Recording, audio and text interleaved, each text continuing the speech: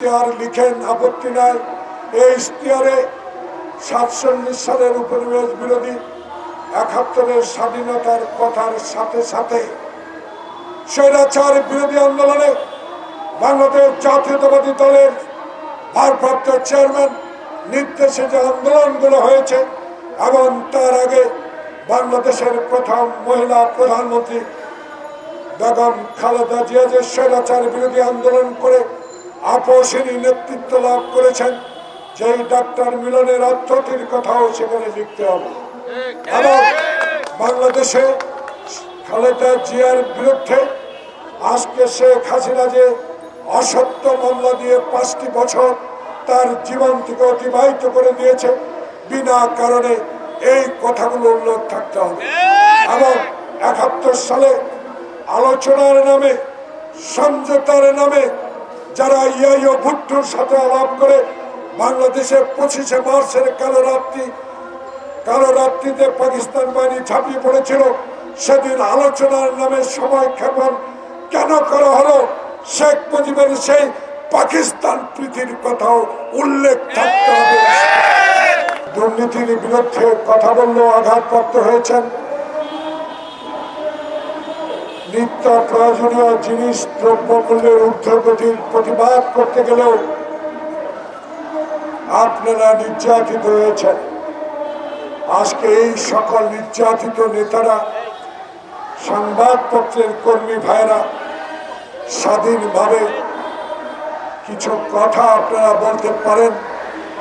সেই কথাগুলো যদি সরকারের কর্ণগোচরে না আসে, তাহলে এই জুলাই আগস্টের অভ্যুত্থান আর বিপ্লব যে নামেই ডাকেন, সেটা ফলপ্রসূ হবে না। 250-টিরও বেশি ডিজাইন অপশন নিয়ে ওয়ালটন স্মার্ট ফ্রিজ, বোঝে আপনার প্রয়োজন।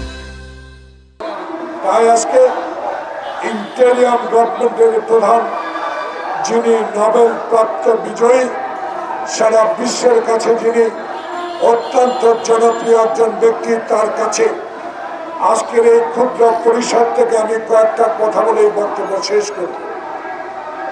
আপনি লিখেন, জুলাই আগস্টের ইশতেহার লিখেন, আন্দোলনের কথা বলেন, আমাদের কোনো কিছু আসে যায় না, বরং আমরা এটাকে সমর্থন করি।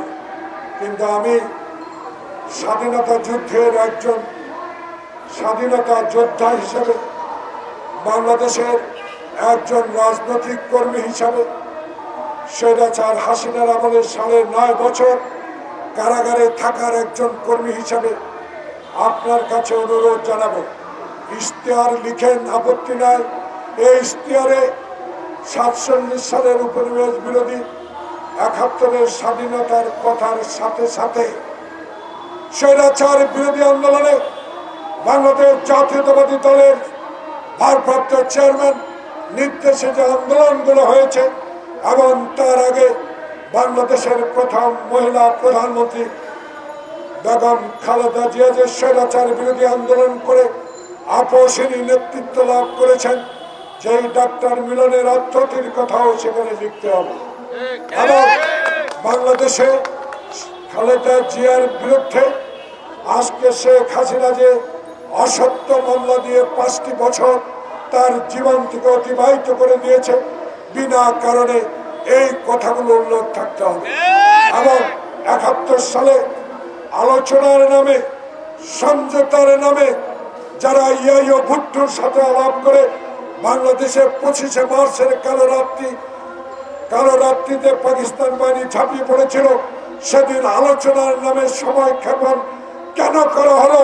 শেখ মুজিবের সেই পাকিস্তান প্রীতির কথাও উল্লেখ থাকতে হবে।